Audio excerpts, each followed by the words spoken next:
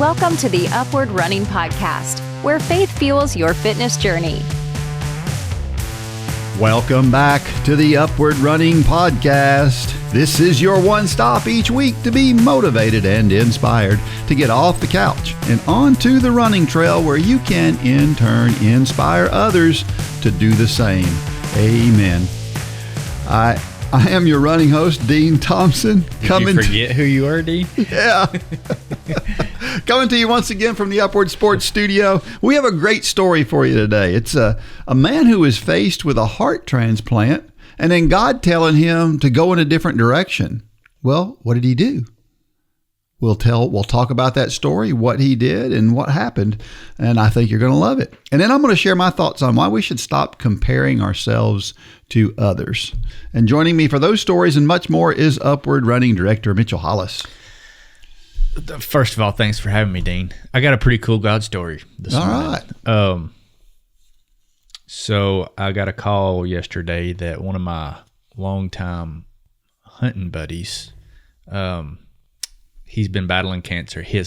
In the past 2 years, his mom's died, his wife's died, his dad's died, all of cancer. And now he's been battling cancer for a few years. Eldon Hasty. I don't know if you know Eldon or not. We used to hunt together, fish together, really good friends. Kind of drifted apart over the past few years, but he's been battling cancer. And got a call from my cousin Wes last night. Said, hey, they've put Eldon on hospice. He got pneumonia, and he's up at Memorial. So we went up there last night. And on the way up there, I asked Wes, I said, because Eldon, great guy, but not a believer. And, man, I was just really struggling on the ride up there because, sharing Christ it's never easy, but I'm convinced it's the most hard when it's the people closest to you. Yep. And I know that's so strange, but it's just a weird dynamic. And I think it's true. So I asked Wes, I said, "Where does anybody know where he's at spiritually?" And Wes said, "No, I don't think so." And I said, "Well, we don't need to assume." I said, "We need to ask the hard questions." Because his family, much of his family is not believers. Great people, as I said. Yeah. But so I was really agonizing about it. It's going to be a room full of people. And that makes it even harder. It makes it even harder. They're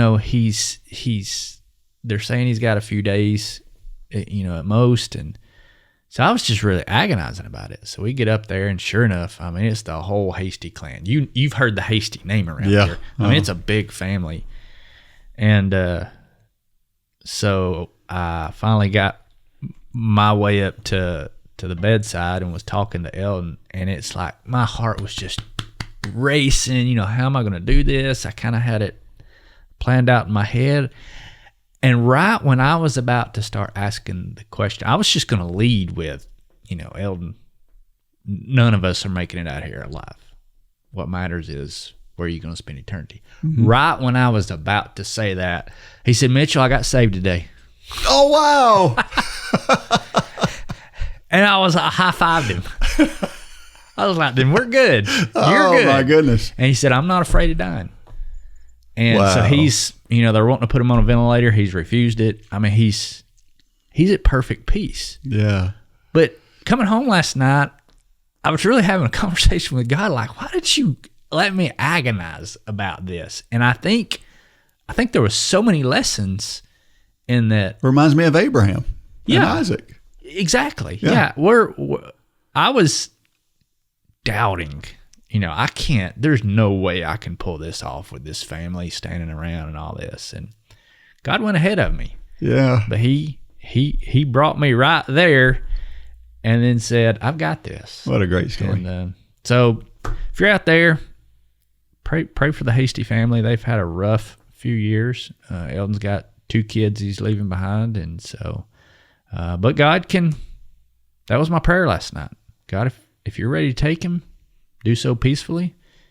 If you want to heal him, do so quickly. Yeah. So pray for that family. Well, and for those of you out there who are believers and you've got folks that are close to you who are not, it's we tough. should all be agonizing over that for sure. Yeah. Yeah. Well, I ran a race this Labor Day. Yeah. Yeah. And it was not great. Really? I'm in worse shape than I thought I was. So Ryan Schrum got me. Yeah, really? Yeah. I mean, fair and square. He was ahead of me at the mile, and just. But now Ryan's he's pretty fast. Is he younger than you? He's 2 years younger than me. Yeah. Oh, okay. But he's fast. I mean, Ryan's fast. He is. Yeah. Yeah. He ran I think he ran 18:12 or ran 18:28. So a race can be a very humbling thing. Yeah. I've got a ways to go. Next month I'm racing a nationals race, and I really need to break 18 in order to be on the podium there, I think. And I got 30 seconds I got to improve in the next month. Yeah. But I think I can do it. I'm kind of rusty. I haven't been racing in a while. I've raced one time this year, and that was kind of I was all by myself in that race, so it really wasn't a good representation. So hopefully things will go better going forward. So I guess the question I've got is, do you believe you can do it? Yes, 100%. Yeah. I mean, that'll come back in our story. Absolutely. I just wanted to ask that question. Do you believe you can? Our post of the week comes from Diane B. On our social pages. She said, "Good afternoon. I'm Diane and new to this community. I joined to hopefully find some new friends that can help guide me. I'm not completely new to running. I used to run often a few years back. I've done some races, 5K, 10K, and a couple half marathons. Life happened, and here I am. I'm married, a dog mom, pescatarian, career in hospitality management, God-fearing woman, and fighting through rheumatoid arthritis. My goal is to be an active runner to balance life, clear head, enjoy the outdoors, and meet up with friends with like interest. I'm not sure how to actively navigate here, so anything you have for me will be of help. I technically start tomorrow. Blessings." Again, she led not with running. Yep. She led with, I want to find a community here. That's right. Yep. Well, welcome, Diane. Absolutely. And we got a lot of folks like Diane who they ran in the past, and then things happen, they get busy. That happened, for me, it was my kids. Sure. And doing some coaching and stuff like that took me away from running for a while. And you eventually find yourself at that point where you really just need to get fit again. And I guess that's where she's at. And so good for her for getting back to it. There was a bunch of advice given to her in this post, after this post, by folks on the page. But if you're out there and maybe you're just getting back to it after years off, what are some things that you need to know to get back to it? And these are the things that I thought were most important that you need to know. First, don't think you're going to come back in where you left off. It doesn't work that way. And when you are older, it takes longer to get into shape. So I remember back when I was in college, I went from not running at all to a PR in the 1500 meters, sub 4 in the 1500 meters in 6 weeks. Now, to get in my best condition is going to take me 2 years, probably. And so you got to be patient and forgiving with yourself when things don't go just right. I would add to that, because I told this story last night. I would think it's, when you say that, it can come across like, well, is there an arrogance to us that, I did it back then, I can still do it today. I think there is. There's that, but then there's also the idea that you may not be coming to it with that posture. We visited a Sunday school class. Our Sunday school teacher was out of town. So we went to, in my mind, a parallel Sunday school class a few weeks ago. We go in, we had a good time, and we leave, and Holly's like, "Man, they're all young," and I'm like, "No, they're not. We're about the same age." She's like, "Mitchell, they're 20 years younger than us." And so I say that to say, sometimes you just think that's true. It hasn't been that long. That is true. That was like yesterday when I was running. So there can be an arrogance to it, but there can also be just some denial and ignorance to it. Ignorance, yeah. And so what you're saying is just take a gut check before for sure you start. Yeah. And then too, find a plan that you can stick to, and stick to that plan.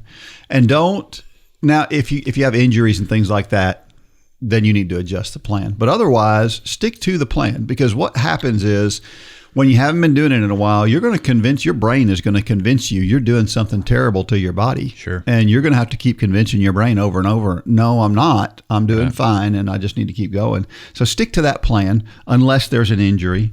Sometimes it helps to be kind of forced to follow a plan in some ways. And then last, don't do more than that plan calls for. What we often do is we just start getting back into things.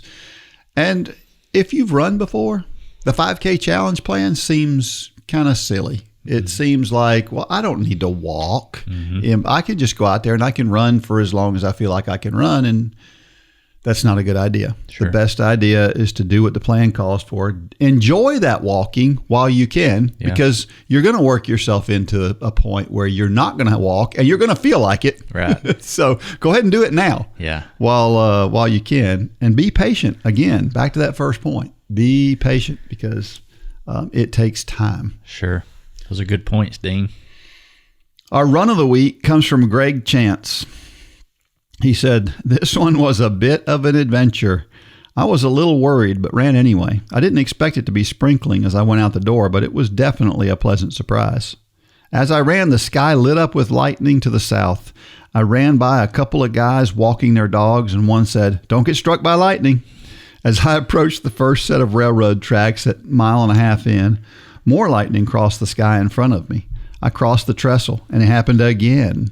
Finally, as I turned around, the sky opened up to some real rain. It felt great, since it was in the low 70s by then. The lightning also stopped. The lightning also stopped, and the heavy clouds were pretty much behind me once I got back to the vicinity of home." I don't know what it is about Greg. I enjoy Greg's posts. Sure. For whatever reason, there's just some people who I don't know. He's pretty descriptive. Yeah, maybe that's what it is. Yeah.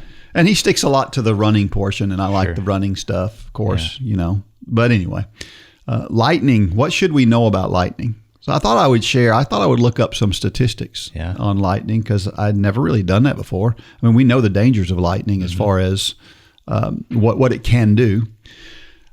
Between the years 2006 and 2021, so a 15-year period, there are 444 lightning deaths. That's about 30 people per year that die from lightning strikes. And most of those happened while people were out doing something like running, hiking, something outdoors and active, golfing. Yeah. And they're much more likely to happen in mountainous areas and around trees and trails. Doesn't mean you're in the clear if you're on the roads, but it does mean that it's more dangerous if you're on the trails. And very often when these things happen, it seems, the storm, like in this case with Greg, he didn't expect it. It blew up. And what a lot of people do is they just keep going, and they go longer than they should, and something happens. You got to be careful. Sure. But let me say this, now that you may look at that and go, oh my gosh, that scared me half to death. This is interesting. 90% of people who are struck by lightning don't die and live through it. So that means about 300 people a year are struck by lightning, by those numbers. It can cause some permanent damage, so it's not like getting struck by lightning is not a big deal still. It obviously is. But the point is, don't take a chance with lightning. If it's lightning, most of the time, lightning comes and goes fairly quickly. It hardly ever lasts more than 30 minutes or so. Sure. So let the lightning come and go. There's a lightning app that I use so I can tell which direction the lightning is going, so I know when it's headed away from me, and there's no more danger. Some people will wait 30 minutes before they go back out after lightning. I say that doesn't matter as much if you know that it's headed away from you. But just be careful out there in the light. Don't take chances in the lightning. And like in Greg's case, he got to run in the rain. It was nice and cool. Yeah. In the summertime, because he was willing to get out there and do it. I've said one of the fastest runs I think I've ever run was I was on Cleveland Highway in front of Butcher's Market with a mile and a half to go to get back to my truck, and a storm just blew in. I mean, it was booming. And I love storms. Yeah. I love watching storms. I love being out in storms. Mm-hmm. But the lightning was so close. I mean, it was popping so close. I'm pretty sure I had a PR on that mile getting back to my truck. It's amazing how motivating it can be when it's really close. Yeah. Be careful out there. Our trivia question from last week. I said my high school coach ran a transcontinental race way back in the early 90s. It was actually 1992. What is the fastest verified time for running across the United States? And that is a guy named Pete Kostelnick. In 2016, ran across the United States in 42 days, 6 hours, and 30 minutes. That's from San Francisco City Hall to New York City Hall. That seems to be the standard for when they talk about going across. Now, when my coach ran that race, they ran from Huntington Beach to New York City. Mm-hmm. So a little bit different route, but a little less than 3,000 miles. In this case, Kostelnick covered a distance of somewhere between 3,000 and 3,100 miles. He went, obviously, west to east, averaged more than 72 miles per day, and he was maintaining about 9 to 10 minute mile pace while he was running. That's pretty good. The previous record was set in 1980. 4 days slower, Frank Giannino. He had that record, 46 days, 8 hours, and 36 minutes in 1980. For women, the record was set in 2023, 47 days, 12 hours, and 35 minutes. And for whatever reason, again, that route has become the standard route. Kostelnick's record is recognized by the Guinness Book of World Records. So there may be somebody out there who claims to have done it faster. I don't know. But Guinness recognizes this as the record. So I wonder why the standard route became San Francisco to New York, City Hall to City Hall, and not the ocean. You would think it would be start at the ocean and go to the ocean, wouldn't you? But in each case, you stop a mile or two short of the ocean. A little bit of continent left. Yeah. I mean, it's not much, but it's a little bit. I can't imagine how it feels to run 72 miles a day every day for a month and a half. That's... Yeah, that's roughly, I was just kind of doing the math in my head. I think my math's right. If you were walking, that would be a 20-minute mile nonstop. Wow. That is crazy when you think about it that way. That's pretty epic. Well, I looked up my coaches when he ran that race. He was fourth in the race back in 1992. And he averaged, the way they did it was like a stage race. It was different than this. Yeah. And so like you the Tour ran de France. Yeah. You ran from a certain spot to a certain spot each day. He averaged a little less than 11 minutes per mile for the entire way across. The winner averaged 10:30 something. I think he averaged 10:50 something per mile. So interesting. Yeah. There's a book out there too. It's called Flanagan's Run. You can still find some, I think, some used copies of it. I don't think it's still in print anymore. But it's about a guy who organizes this big race back in the Depression era of running across the United States. It's an interesting and fun book to read if you're looking for something to read. Upward Sports equips churches to run self-sustaining sports ministries in their communities. Whether you're a sports fanatic or on staff at a church, Upward Sports will give you all the tools you need to run a first-class sports ministry that allows you to reach families in your community. Upward Sports offers basketball, soccer, flag football, cheerleading, volleyball, baseball, and softball through league and camp offerings. At Upward Sports, we want to help your church make a difference and give you increased opportunities to share the gospel. Learn more today at upward.org. That's upward.org.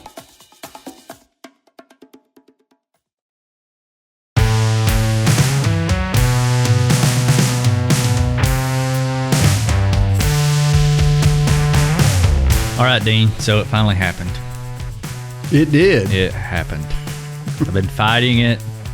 Been in denial. Going back to what I said earlier, the Bible. If you're watching the Bible that I carry to church every Sunday is retired. Oh my goodness, because it's too small to read. I mean, it's been getting worse and worse. I've been holding it further and further and further and further away. And Sunday morning, in church, Charlie said, flip to, and I can see the chapters. I couldn't hold it far enough away. I could not read my Bible. And you may say, well, why don't you just bring your readers with you? Because I don't want to. So I went to my trusty King James Version from 1989, and it's got bigger letters. Got bigger letters. Start carrying it. So. Yeah. Yeah, I'm in denial. It catches up with you. Well, yeah, it does, unfortunately. That's a nice small one there. I can see why that's why the one you wanted to carry it. That's why I like it. But, you know. I've got one. The one that I carry to church with me when I carry one to church is my is one that I bought at Lifeway. Yeah. That was a misprint. They had printed somebody's name on the outside and messed up the print and sold it like cheap, and so I bought it. So that's, of course you did. That's the one I carry around with me. You cheapskate. I had a chapter and verse marked, and I just closed my Bible now. I can't find it. There it is. Okay. All right. We're back on track. Yeah. Well, let me tell you about this story from Canadian Running. This is very interesting. I'm a little skeptical. It says the 10% mileage rule isn't what you think, study warns. If you're a stickler for the 10% mileage rule, never adding more than 10% to your weekly mileage, you might still be doing it wrong. A new study published by the British Journal of Sports Medicine suggests. This came from Canadian Running, if I didn't say so. So what is it? What does this thing basically say? This thing basically says that increasing your mileage more than 10% doesn't cause injuries, but that increasing your longest run of the week is what causes injuries. So if you increase your longest run by more than 10%, then that's where the injuries come from, which I just find hard to believe. Because think about this. What if you're at the point where 8 miles is your long run? That means you can't go more than 8.8 miles on your next run, or you're going to wind up, you're going to increase your risk of injury by 64%, according to the numbers here, by going an extra quarter of a mile. I don't buy that. And I mean, they did a study. There were 5,205 adults from 87 countries for 18 months as part of a Garmin Run Safe running health study. So this is from Garmin and data that comes from Garmin watches. All sorts of different ages and different genders, and this was all. I mean, the study looks like it was done fairly well. It's 588,000 running sessions, and they recorded 1,800 injuries, 72% of which were from overuse. Now, all this is self-reported data, which I've used Garmin for 15 years. Yeah. And I've had many, many injuries during that time. I have never called Garmin and said, hey, I got an injury. Well, in this case, these people were in a study, so they were answering a questionnaire. I've never been asked to be in a study. Yeah, me neither. You know me. I don't like these studies. I don't like when we get too we overthink it too much. Yeah. 10% is a general rule, right, to keep you safe. Holly just told me yesterday about something she read about rucking and how it's causes compression in your disc. I'm like, no. if you're rucking with 25 pounds and you lose 25 pounds doing it, so now you're saying it's unhealthy to carry 25 pounds 3 days a week as opposed to carrying 25 pounds your entire life? Yeah. Yeah. It's you're stepping over dollars to pick up quarters at this point. Yeah. Do hard things. Can doing hard things lead to an injury? Yes, but so can being overweight and on the couch for the rest of your life. There are far more things that are going to go wrong. So the idea, and you've talked about this a lot, I know this is one of your pet peeves, the idea that we can eliminate risk in our world is a fallacy. It's wrong. We should quit thinking that way. There's always going to be risk in everything we do. The idea is, what can I do to mitigate risk going forward? What can I do that, yes, it still may be dangerous. Getting in your car every day is very, very dangerous. Yeah, that's right. But we get in our car every single day because the benefits outweigh the downfalls. So it's why I don't like these studies. It's like, because they're trying to just take shot at runners is the way I see it. It's like, you shouldn't be running. Running's bad for your knees. No, it's not. Yeah. No, it's not. I think people see things, they see anomalies and things, and they want. I think a lot of these studies are done for good reason and with the right heart. I just think the studies are often flawed, and they're not done. There's factors that they don't take into account. I don't know what those factors are in this case. I don't know all the details, but to me, there's got to be something. Because here's the weird part is, if you went between 10 and 30% longer, it increased your risk by 64%. But if you went 30 to 50% longer, it increased your risk by 52%. So it's less dangerous to go 30 to 50% than it is to go 10 to 30% longer. Well, that doesn't make any sense. That just doesn't make sense at all. But so there's some point common sense has got to come into play. Yeah, and I think that's true. I think there are two things that I think are really important. So hear this, because these are two things I do think are important, and that is that we do take a recovery period at some point. Mm-hmm. Now, that could be a few days. It could be a week. In our training plans, every fourth week, we have a recovery week. And the whole idea is to cut back on mileage and intensity for a week, let your body recover and adapt, and then we get back to it. And I think that's important. It doesn't have to be every fourth week. It could be a lot of different things. Sure. But you got to figure out what's best for you. And then the other thing is, be careful when you're increasing both distance and intensity at the same time. Sure. I think that's a recipe for disaster, and I wonder how much that could have played into all of this as well. But be careful with that. Now, can you increase both at the same time? You can, but you got to just be really, really careful when you do. Yeah, I mean, to your point, if your long run is 8 miles, are you destined for injury if you go 9 miles the next week and not 8.8? No. Right. It's a rule of thumb. It's a general rule because everybody is different. Some people could go to 12 and not be a problem. Some people may only need to do 8.5 without being a problem. But unless you are being coached one-on-one and you've ran for 30 years, there's no way to predict that. Yeah. So we have to look at the masses and we have to err on the side of safety. I mean, I just talked about something boneheaded I did this past week that was not smart. It was just way too much, way too soon. And that's what you don't, use your head. Yeah. I mean, is running 9 miles when your long run last week was 8 miles a bad idea? No. Just be sensible and don't get hung up on these studies. Yep. Just use your head. Yep. Well, our story this week comes from a guy named Rodney Motter. This one is different than some of the ones we've heard, but it's a good one. It is called A Running Miracle. Growing up in the 60s and 70s, running was not something I enjoyed doing. I played school sports, mainly basketball, but didn't enjoy training so much. As I graduated high school, I married, started my family, and played basketball in various church leagues. But to go out and run seemed futile to me. The years marched on, and I soon found myself retired and enjoying the golden years.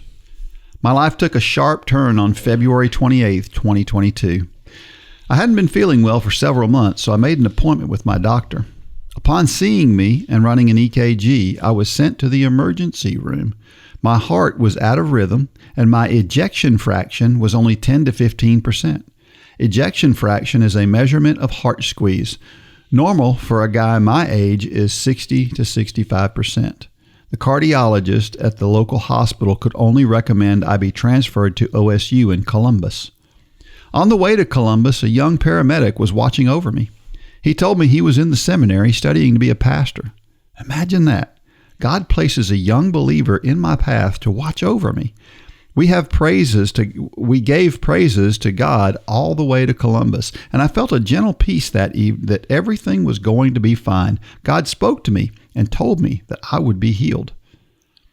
Believe and you will receive. Mark 11:24 says, "Therefore I say to you, all things for which you pray and ask, believe that you have received them, and they shall be granted to you." After praying that prayer, I felt at peace. Upon arrival at the Wexner Medical Center, I was whisked away quickly and many tests were done. At the conclusion of all the tests, I was met by a team of cardiologists. Their conclusion was severe congestive heart failure. My faith had never been as tested as it was that fateful day. They went on to say I would need a heart transplant. My heart had stretched beyond repair, and nothing I could do would restore it. My ejection fraction was now 15 to 20%, and they said if I followed their recommendations to the letter, they might be able to give me a few more years. I told them all authority for life comes from my Father in heaven. I told them God gave me this heart, and He'll take me home with this heart. I knew at that moment my faith would be tested daily. My wife was my biggest prayer warrior at the time. She organized a prayer chain from Michigan to Florida and even Oregon. Every day she would write scriptures on the whiteboard where my medical info was. The more I refused the notion of a transplant, the harder they tried to convince me, involving the nurses by this point. But every morning I would make 4 laps around the wing, walking. That was equal to 1 mile. The second day, when they came to give me a shot of heparin to prevent blood clots, I was already up and walking around. Then I started walking a 2nd mile in the afternoons. The cardiologist even said all this walking wouldn't change or make my heart stronger. But they don't know the power of my God. He laid on my heart the idea and initiative to walk more often and even further. By the week's end, my ejection fraction was now close to 30 to 35%. God was healing me. After many tests and procedures, I was finally released, and my journey towards healing completely was to begin. Once home, I started walking 2 miles a day. Then I would fast walk 1 mile. On one Sunday at church, my pastor invited me to come to a Run for God Bible study. Pastor Ken Gray was incredibly encouraging to me and embraced my testimony of healing. I began the regimen of fast walking 3 miles. One day, Pastor Ken was trying to keep pace with me by walking and said, "Why don't you run? Your pace is too fast for me to walk with you." So I started the training program, the 5K Challenge. Those first few weeks tested my faith. I thought, without my Father in heaven, I'm not going to survive this. But God's promise to me was complete healing. I needed to keep the faith. Then came the victory lap. As the summer went by, my cardiologist wanted another echocardiogram to see if my heart was actually shrinking and healing. She sent me to a different hospital for the test, where a strange coincidence occurred. The technician who first saw me in February was there again. God had placed her there for a reason. As a matter of fact, she remembered me from 4 months earlier. As she was giving me the test, her reaction was priceless. I was hearing words like, "Wow," and "Oh my." Now, mind you, they're not allowed to say anything or give medical translations, but she knew. I asked her if what she saw was good news, and she said, "Let me just show you the side-by-side and you decide." Even a novice like me could see the difference. My heart had shrunk, and my ejection fraction was a solid 50 to 55%. It was confirmation to this young technician and myself that God's grace and healing were at work. Now it was time to train even harder for my first 5K. LifeWise had a 5K race in Elida, Ohio on Labor Day. Pastor Ken once again encouraged me to run, so I signed up and began training. As we entered into August, my cardiologist wanted one more test. She wasn't convinced I could run a 5K, so she ordered one more test, calling it a victory lap. This is where things got interesting.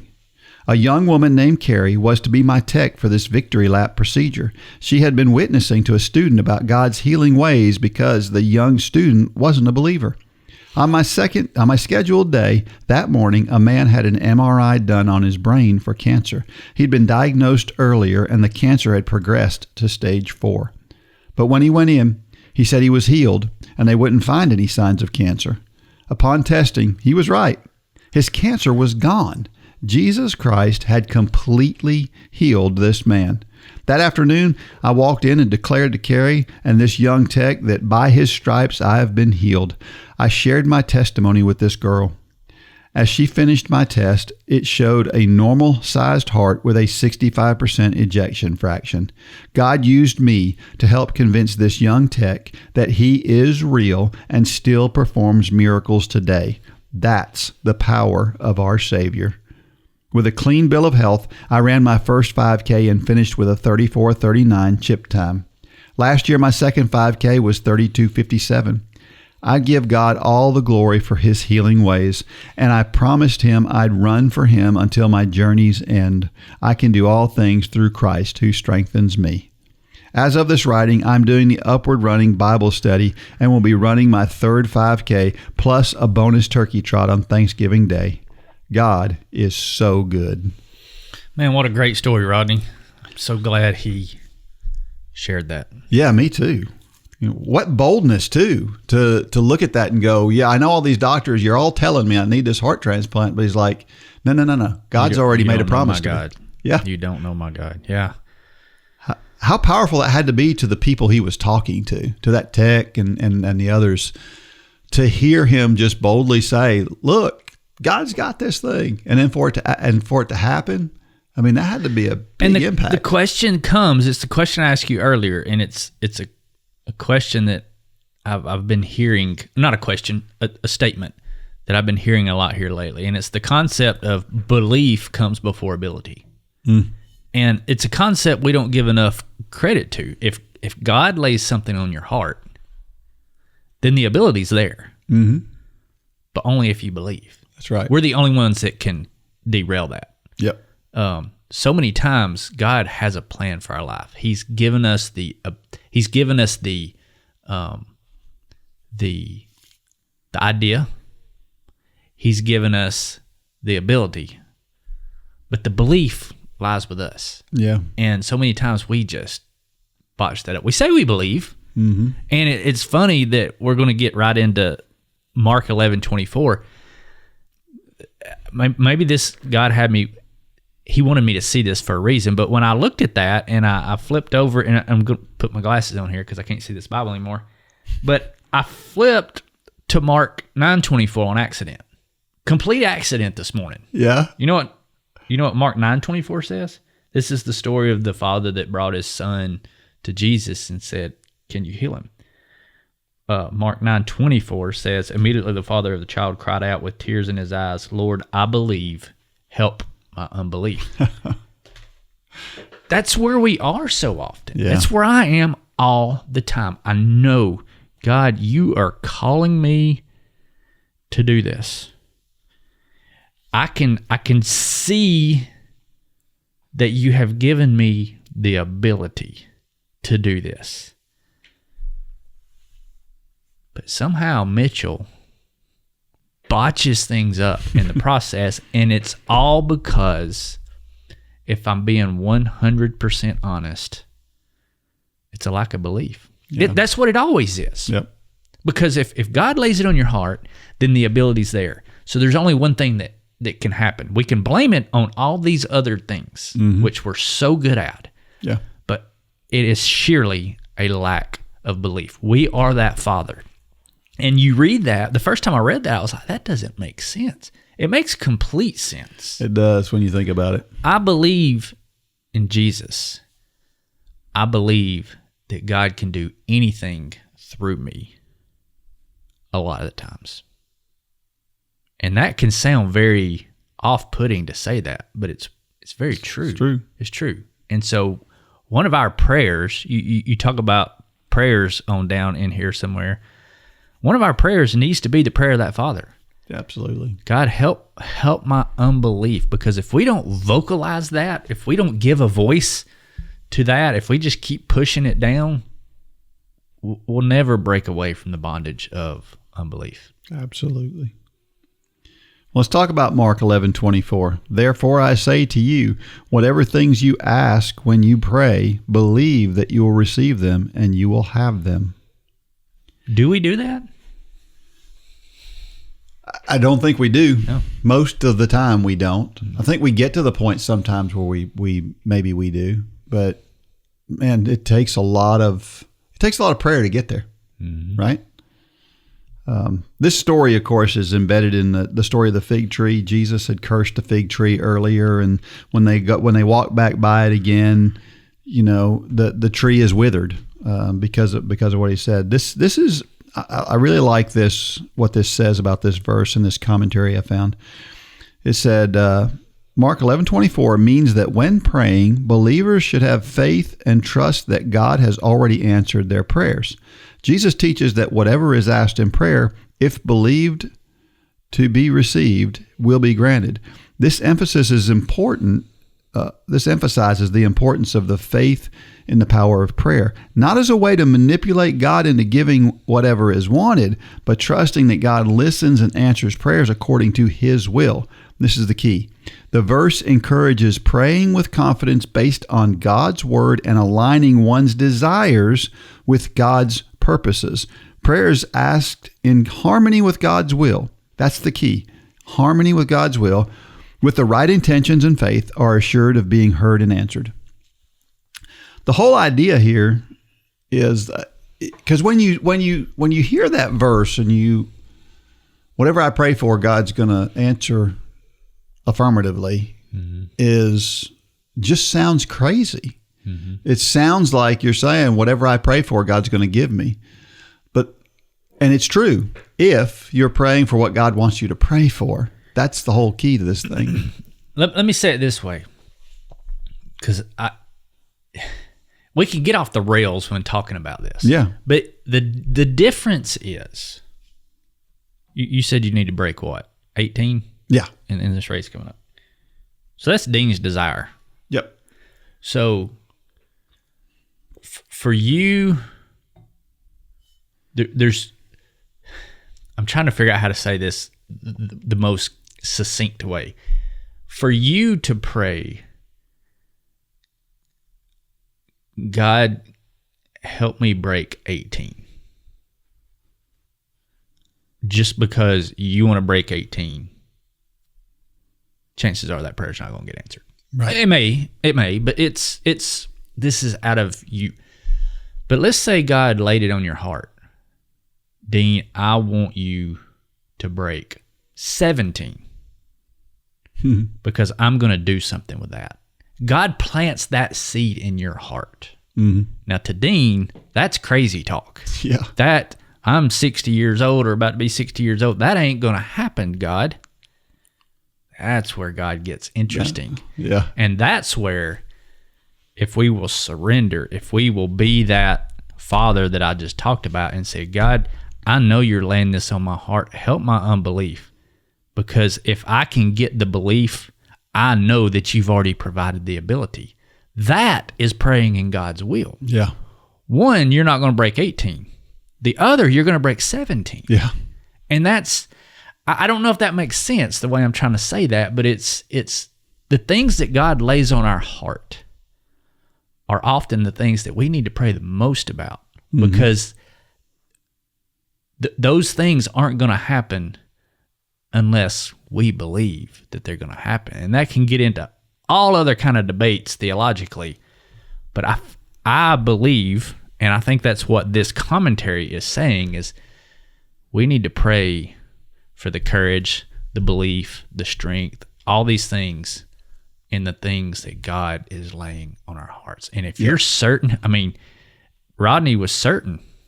Yep. Rodney was certain he was healed. Absolutely. In the face of everybody saying, there's no way. Gosh, excuse me for being so blunt, but to the doctor that said that's not going to help walking around the hospital, somebody needs to smack that guy. You got that right. That's what I was thinking. But there are a lot of people out there like that. It's like they don't want God to get credit. Because I'm sure Rodney was in the hospital saying, my God's bigger than this. Yeah. My God's bigger than you, Mr. Doctor. Yeah. And, the doctor tries to bow up in the face of God. How ridiculous is that? And I say that, and I'm convicted that we do it all the time. But I digress. I think it just comes down to, what are we praying for? Yes. And if we're praying about the right things, it's going to happen. That's right. It's a foregone conclusion. It will happen. Yep. That's a good way to put it. Hebrews 13:8 says, Jesus Christ is the same yesterday and today and forever. Man, I think a lot of people don't think that we have miracles today because we see the miracles in the Bible and everything that was done in the Bible. And so we look at miracles through that lens of what happened back then. But the world is nothing like what it was back then. The world is so different today. And so the miracle of today is completely different than the miracle of then. That's the way I've always looked at it. And I know for some people it may be controversial to say it, but I just think I think today our miracle is something completely different than what it was. This is a good example. This is a guy looking in the face of a doctor and saying, I know you're telling me the only way this can be fixed is through this technological process, but I'm telling you that God can fix this without that. What I think is interesting about this story is Rodney also knew, though, that there was a obedience component to this thing as well. Mm-hmm. This wasn't just God was going to heal him, but God wanted him to do all this walking in obedience to him before he would do it.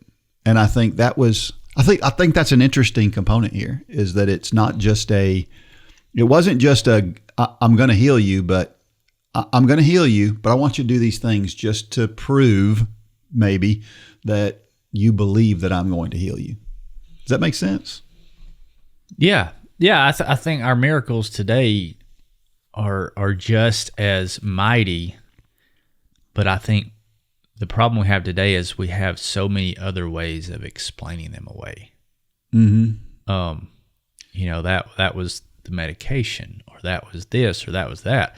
To me, the greatest miracle, and I'm saying this on the heels of being with my friend last night, but to look at somebody who's facing death without Christ. I'm going back to my dad's story here. Mm-hmm. There was a moment when my dad was facing death, not knowing Christ. It was pure terror. He was scared out of his mind. Mm-hmm. Fast forward a few years later, when he was actually facing death, when death was the next day after receiving Christ. I call it the tale of two Bruces. Yep. Bruce Hollis was my dad. Yep. Tale of two Bruces. That is a miracle. Mm-hmm. Eldon talked about yesterday morning. He thought he was leaving this earth yesterday morning. He was terrified. He couldn't breathe. His oxygen levels were dropping. He thought it was it. This was hours before he accepted Christ. Wow. And I wasn't there yesterday morning, but he talked about it. He said, I thought I was a goner. He said, it's a scary thing. Fast forward to hours later when I'm talking to him, and he said, I'm not afraid of dying. Wow. What was the only thing that happened in between those two things? One thing.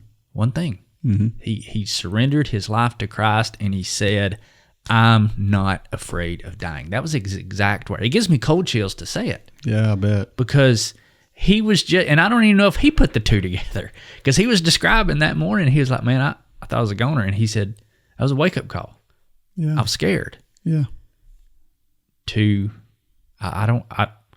may be gone right now. I don't know. I haven't heard anything this morning, but he was at complete peace. And I texted his daughter this morning. I said, I'm at complete peace, and I think the whole family. There seemed to be just peace in that room last night. Yeah. And I don't think you see that in the hospital room of a non-believer. And that's a miracle. That's every day. That's a good way to put that. Yeah, for sure.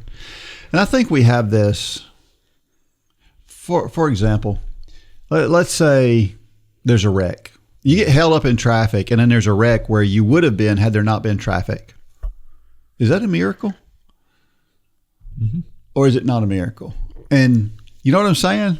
Because people talk about those things, and I wonder if when we talk, because I think God coordinates everything that we do in that way, to that detail. But I think that people who are non-believers, they hear that story and they think that story is silly.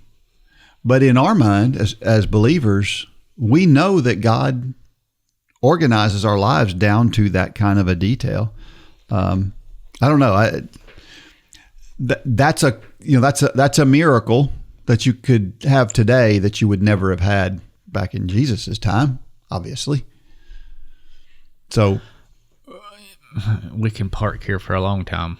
But I guess I just Googled miracle. A surprising and welcoming event that is not explicable by nature or scientific laws and therefore considered to be the work of a divine agency. So what Google is even saying, I'm reading the tea leaves here, a miracle is the work of a divine agency. Well, God is always at work in our lives. So That's right. I'm going to take it a step further and say anything God does is a miracle. Yeah, that's a good way to put it. So God is He is orchestrating. Yes, we have free will, but His hand is always at work in our lives. So therefore, by Google's definition, God is producing miracles in our life every single day. Amen.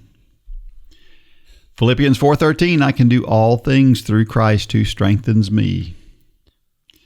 This is a great verse in the context of today's story because we've discussed this before. Paul is talking about being content in whatever circumstances that God has him in. Mm-hmm. And here's Rodney facing a possible heart transplant, and he is as content and as happy as he can be.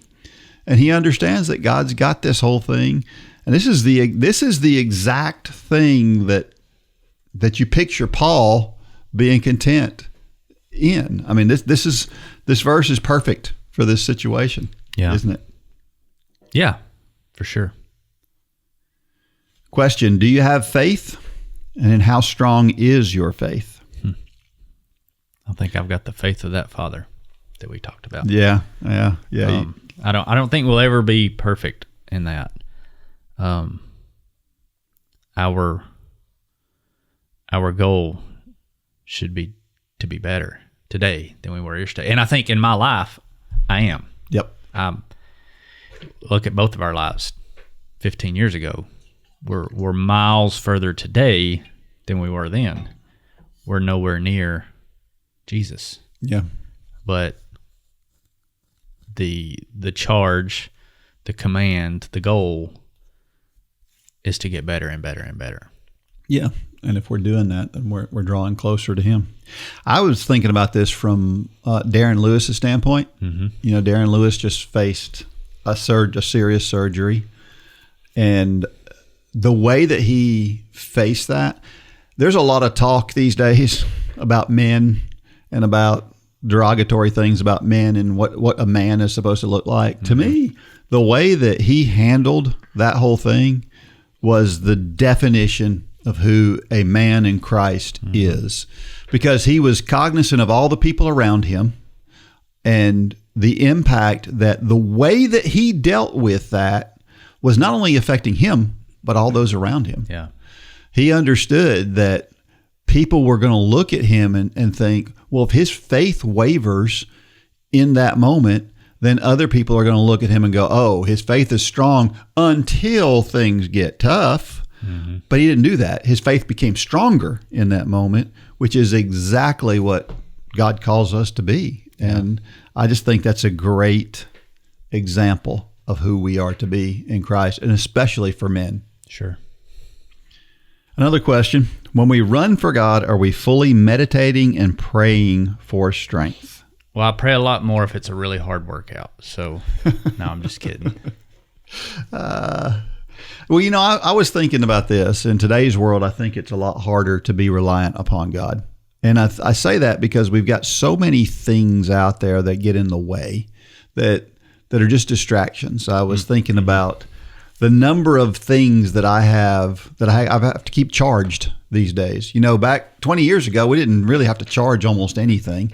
Now I've got my phone and my watch and my computer and my yard tools and all these batteries I've got to keep charged. And if I don't keep them charged, they're not there when I need them. And so it's just one more thing. It's not a big deal, but when you add dozens of things like that we have to do these days that we didn't used to have to do, it just makes life more complicated. When you make life more complicated, it just pulls you away from all the things that it takes to be fully reliant on God. Well, and I think I'll add another layer to that, in that, you know, we have so many options nowadays, and we're so risk adverse.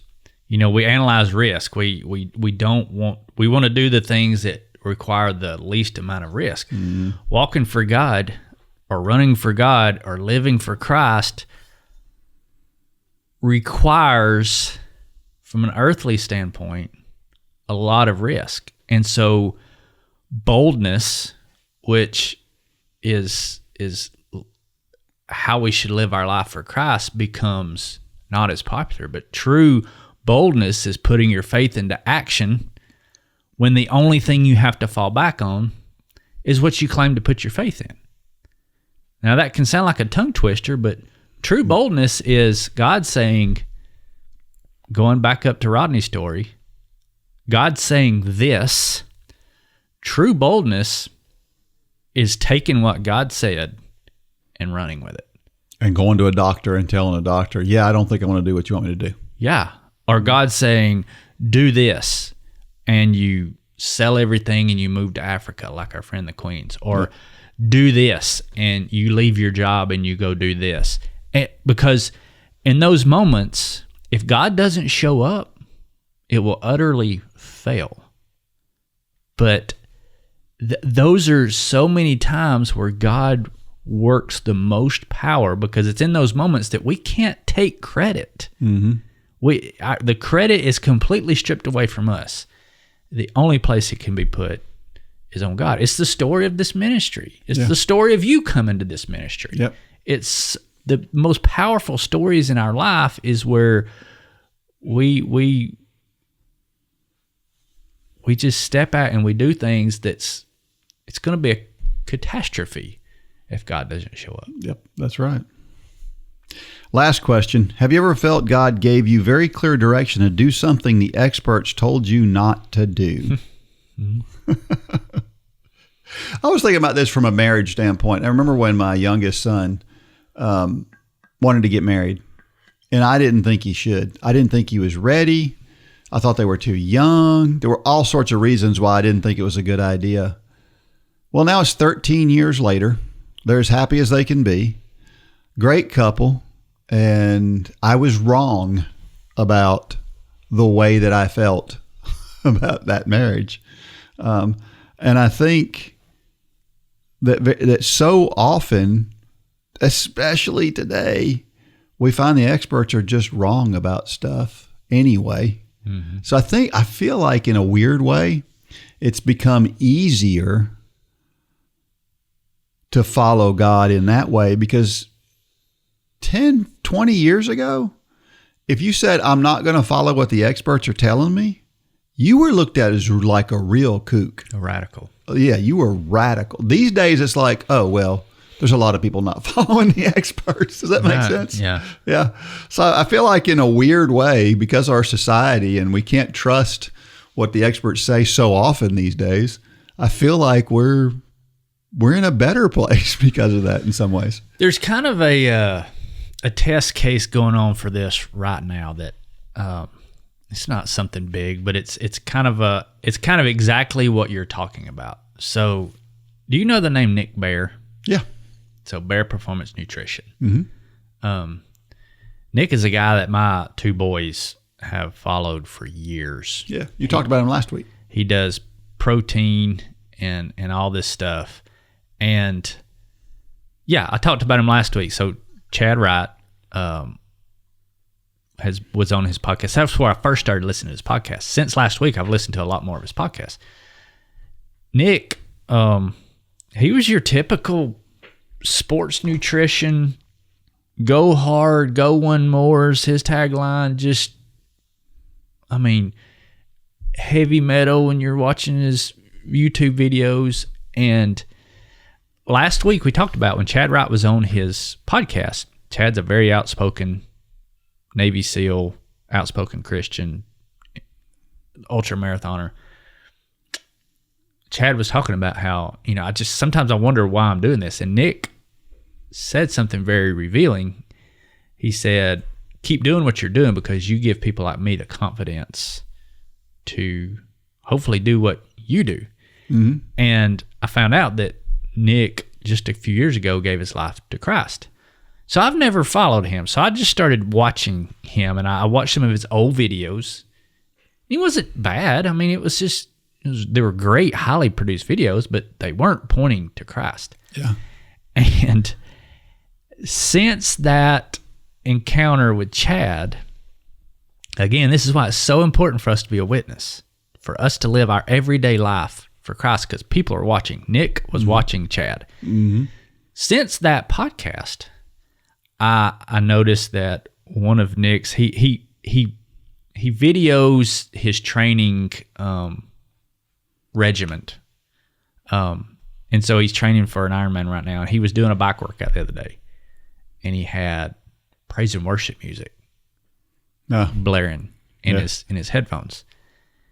And he made a comment about that. It was kind of like he's dipping his toe in the water. And then on the next podcast, or a few later, there was a scripture he popped up. Fast forward to his most recent podcast, and he's got a pastor on his podcast now. Yeah. And they didn't talk about anything that is Nick's business. Yeah. So his whole business is built on go hard, and it's kind of a mentality. All the way to today, he has a pastor on there, and they're talking about his salvation story. And I told Holly Holly and I went out walking yesterday, I said, he is probably losing a ton of members, but he is picking up a ton of members because of the stance he's taken. And point being, why I said that is, I'm sure everybody around him, from marketing to whatever, was saying, Nick, don't do this. Don't do this, yeah. Nick, don't do it. It makes no sense. This is going to fail. But in Nick's mind, you're right. Unless God shows up. That's and right. So I'm really watching close to see how this plays out, because, I mean, this is a $25, $30 million company that is built on just go hard, all that. And he's doing a very obvious change. He's being very, very bold right now. Yeah. And so I encourage everybody listening, go listen to this guy. It's fascinating to watch his content from 2 or 3 years ago to today. That's a miracle. I would say he's living up to what he's always preached. He's going hard, but it's a different talks about direction. This in that podcast with that pastor. Yeah. He said, I'm taking everything that I have learned and preached for the past 10, 12 years, and now I'm just flipping the script and I'm applying it to my walk with Christ. That's exactly what he said. And so you need to go listen to his podcast. But man, it's true boldness. Yep. I mean, it's much more boldness than what he was doing 2 or 3 years ago. Yeah. Wow. I mean, because what he was doing 2 or 3 years ago was societal success. Sure. Now it's something very different, and it's cool to watch. That's awesome.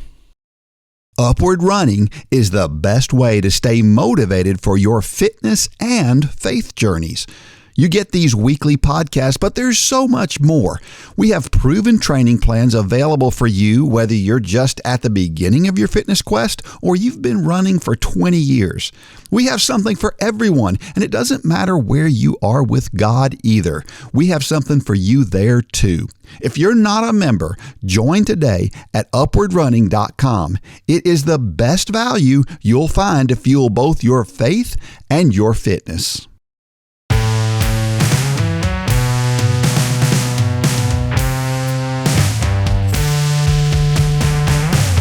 All right, well, it is a time for Dean's Thoughts. That's a time when I share something that I've written about the intersection between running and faith. Well, comparison can be a good thing. Like if I'm comparing my 5K time in my next race to the one I just ran, that could be it'll tell me if I'm making progress. That's a good thing. But comparison can be a really bad thing too. And let's talk about it in this story called The Comparison Trap. The comparison trap is a quiet thief, overtaking our thoughts the moment we notice someone who is good at something we have always wanted to do. We've probably all fallen into it more times than we care to admit. For me, a good example is the art of conversation. There are people who seem to effortlessly float from one topic to another in any gathering, drawing laughter and connection like moths to a flame. I watch them, hoping I might learn some secret language. But the truth is, I'm not that guy. There are a few subjects I could talk about for hours, but generally, my conversations with new people tend to stumble and spin out awkwardly, while others glide on with grace. Music is another thing where I have found myself envious of others. I would love to be able to pick up a guitar, lose myself at a piano, or fill a room with a song. Instead, I laugh and tell people I am musically illiterate. The only instrument I can play is the radio. I love to watch someone who is good with music in any form. I want that skill, the ability to move hearts with a few notes, but I'm not made that way. With running, the trap is a little sneakier. I'm one of the better over 50 runners in the country, always training long and hard.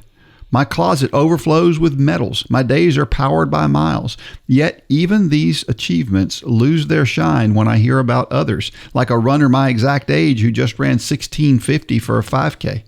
Suddenly, my respectable times feel shabby by comparison. I wonder what I'm doing wrong and why I can't do what someone else can do. Do you ever feel that way?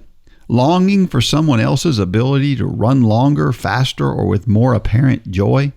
Wishing for the skill that seems to belong so naturally to another as if given by grace while you labor for every ounce of progress? The truth is, most of us completely understand that space. We watch and we compare. Then we quietly grieve the talents that seem out of reach. But it's a trap. The comparison trap takes the gifts we have and renders them invisible. It binds us to what's uniquely ours, what's been divinely designed, and distracts us from the path we are meant to follow. The Bible tells us that God made each of us unique, crafted with intention and bearing gifts that might look different from those of the people around us, but are no less extraordinary. When my eyes are fixed on someone else, whether it be on their 5K time, their conversational adeptness, or their musical flair, I can miss the story that is unfolding in my own life. If I spend my time comparing, I stop seeing what God might develop from my own gifts. There is a dividend to comparison avoidance, and it's the joy of presence, the awareness that something beautiful is being shaped in me, even if it looks like nothing or looks nothing like the beautiful thing next to me. It's easy to get lost in longing and wishing for another's skills. That's when distractions come. If I listen closely, I can almost hear the whisper of doubt that snakes through these thoughts. It's a voice that wants to keep my attention set firmly on what isn't mine rather than letting me discover what is. It's the same voice that loves distraction, loves envy, loves anything that keeps me from listening to God's own affirmation of what I have. The older I get, the more I see how vital it is to step out of the comparison trap. It's not about ignoring other people, but appreciating them without feeling diminished. It's about recognizing that my ability to run well at 50, my quiet hours spent with friends, my pleasure in playing the radio rather than an instrument are all part of the tapestry of my life. They are gifts, and they are not lesser than, but different from, those people around me. And so, if you catch yourself wishing you ran faster, or played better, or spoke more fluently, try to pause and listen for the voice of God. Instead of letting comparison dim your view, turn your gaze toward Him, the giver of gifts. Trust that in the quiet, when you set envy aside, you'll find that extraordinary things are waiting to emerge, not in the shadows of someone else's talent, but lit with the singular light of your own. It's a great story, Dean. Yeah, this whole idea of comparing ourselves to others is bad. And I mentioned in here, that it's so bad that when we compare ourselves to others, even at the things we're good at, we compare ourselves to others and diminish our own what God has for each of us. And that's just a real shame when you go that far with it, man. And I think a lot of today's problems are caused by the idea, what we used to call keeping up with the Joneses. Mm-hmm. It was this idea that I've got to have what somebody else has. And I was listening to a politician recently talk about how it's unaffordable for young people to buy a house today. And I think we've talked about this before. I know you and I have talked about this before, that the truth is that if you take a house today, and a house that was built in 1985, I did some research on this. A house built today, if you adjust for inflation, is 10% more per square foot than it was in 1985. Mm-hmm. Which, when you think about what's in today's houses, mm-hmm. there's more plumbing, there's more electricity, there's more of everything in a house. It's essentially the same. Sure. Right? And so the problem is not that housing is more expensive, it's that the average house in 1985 was 1,700 square feet. Mm-hmm. The average house today is 24, 25, 2,600 square feet. Mm-hmm. So the houses are we think we have to have bigger and better all the time. And if we didn't think we had to, my first house that I bought was $27,500. Mm-hmm. That's what I paid for my first house. In today's dollars, that house would be worth $75,000. How many young people today are looking for a house worth $75,000 today? Yeah, that's about what the first house I was in. Yeah.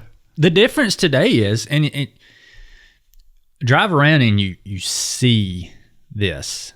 The problem today is you drive by let's say $120,000 house or $150,000 or a $200,000 house that somebody is renting, and what do you see? You see two $60,000 cars parked out in the driveway. That's true. The two cars parked in the driveway are worth more than the house. That's the problem. It's the keeping up with the Joneses. We think we've got to have all this stuff. When you and I entered into the housing market the first time, we had no debt and we were broke. Yeah. But and broke is more wealthy than the average young person today. Well, that's a mouthful. That's true. But it is, because most young people, they take on the credit cards, they take on the college debt, they get the nice car as soon as they graduate, and they have a negative net worth as they're starting life. Yeah. And that's our fault as a society. We've pushed that. And so the politician is correct. Young people can't afford a house nowadays. That's right. The reason for it is wrong. That's right. Yep. That's exactly right. It's a lot of right and wrongs here. And this goes to a lot of things. I've mentioned before, I would love to be able to remember names better. I've worked really, really hard at that. Yeah. And I would love to be Charlie Bridges, who can remember everybody's name like it's no big deal. Yeah. I'm jealous of that. I'm envious of people who can do that, but I can't do it. And so I can dwell on that and feel bad about it, or I can feel good about the things I can do. Mm-hmm. And I think that's where God wants us to dwell. God made me fast for whatever reason. That's how he made me. And I need to be appreciative for that. Mm-hmm. Now, it's not nearly as useful as remembering people's names, but it's pretty good. You say that, but yeah. I mean, you're sitting here talking on a platform and sharing the love of Jesus. That's true. Because you're a fast runner. Yep, that is true. If all your ability was to remember names, our conversation all those years ago would have never happened. That's right. That conversation happened because you were the fast guy in Dalton. That's true. That is true. And again, if there's people out there, a lot of people, I've heard this, so many people when I talk about this, people say, well, I don't really have a talent. Mm. Everybody, God's given everybody some kind of talent out there. And I wonder how many people, I guarantee it, my talent obviously has to be genetic. It had to come from my parents. I mean, there has to be some genetic tie-in to somebody. My parents, neither one of them were runners, though. Mm-hmm. Maybe my father would have been a world-class runner if he would have tried it, but he never tried it. Mm-hmm. He could have had a serious talent that he never found out about. Mm-hmm. But here's the thing. God's going to reveal your talents to you. If you'll ask him earnestly, I think God will tell you what your talent is, and he'll lead you to that talent if you will just give it to him and ask him for it. He'll lead you to it, don't you think? As long as you believe. At Upward Sports, we're all about helping you on your fitness journey, but we also want to support you on your faith journey as well. You can sign up today for the self-paced Bible in a Year Challenge and listen every day as I read through the entire Bible in 365 episodes. As a bonus, I also give you helpful tips of the day and finish with an encouraging quote in each episode. You must be an Upward Running member to participate in this exciting and edifying challenge. Sign up and start listening today.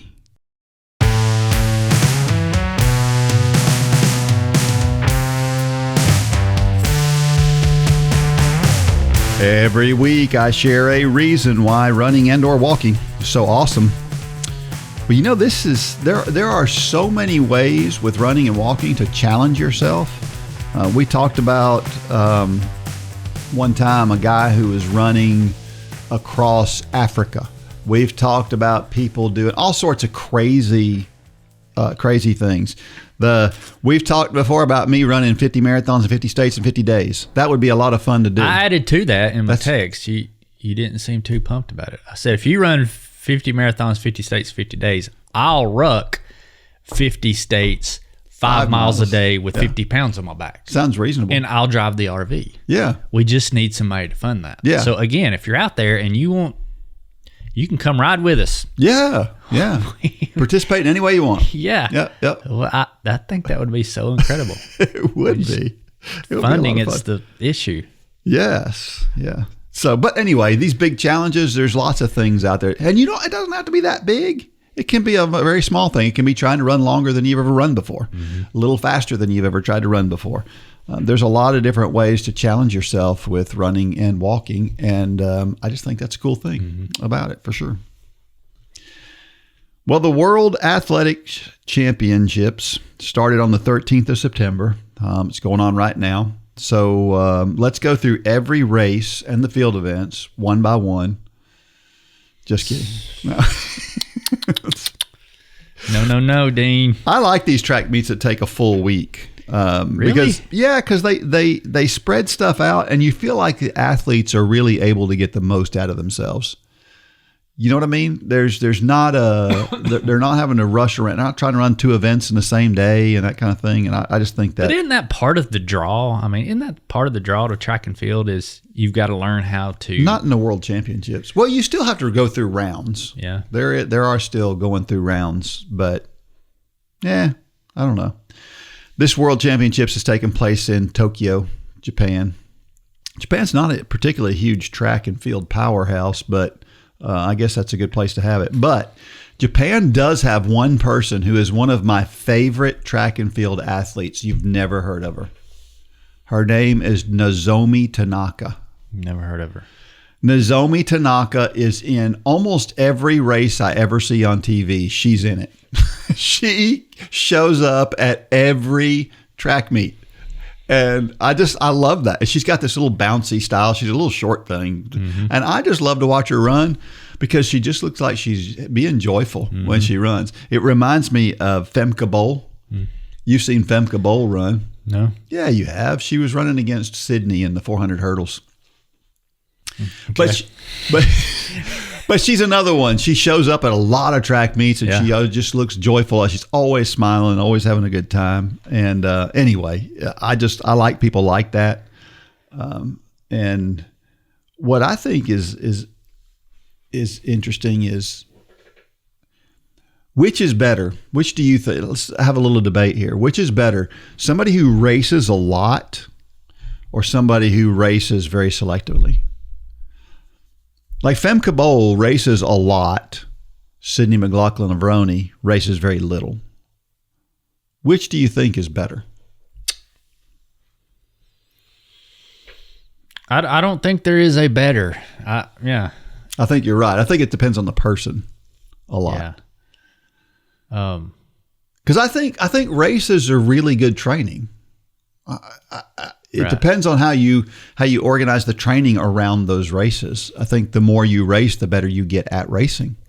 And that, you know me. My belief is that if you sign up for a race, you go all out. Yeah. You know, I used to have a problem with athletes who would show up to a track meet or something like that, and they're like, "Oh, I'm just using this as a training run." Well, then go out on the road and do your training run. Don't show up at a track meet to do your because then you get done and you get beat by 3 other guys, and you're like, "Oh, but it was a training day." Yeah. No. Yep. No, you got beat. Yeah. Period. And that's going on your record. So, yeah. That's a good point. Well, I think there are some good races, and Sydney is one of them. You know, we brought up Sydney. You know, Sydney's famous for her faith. She's very open about her faith, and that's great.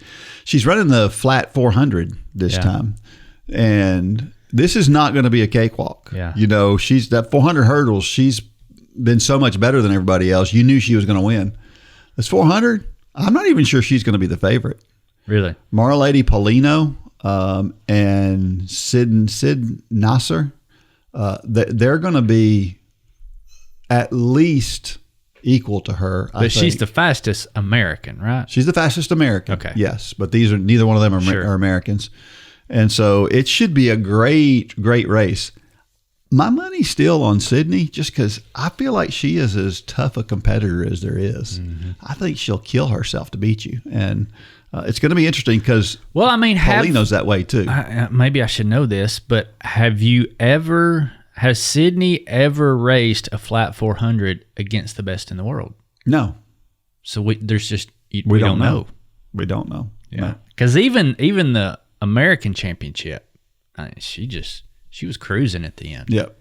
So yeah, that may be one I watch. Yeah, it's going to be one fun to watch. A couple other races that'll be fun to watch: the men's 1500 and the 800. Yeah, I'll watch that one too. Oh, that should be great to watch.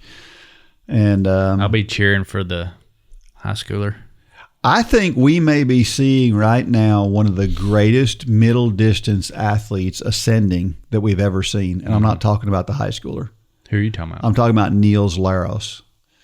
Niels Laros is another Dutch guy, and he's barely 20 years old. He won the Diamond League Championship and made it look fairly easy against a really tough field. And I think he's going to win the World Championships. He's only 20. And I know we've said this before about others, but boy, he looks awfully good. He looks unbeatable right now. Of course, don't count Cole Hocker out. Cole Hocker hasn't been racing a lot lately, and I think that's on purpose. Mm-hmm.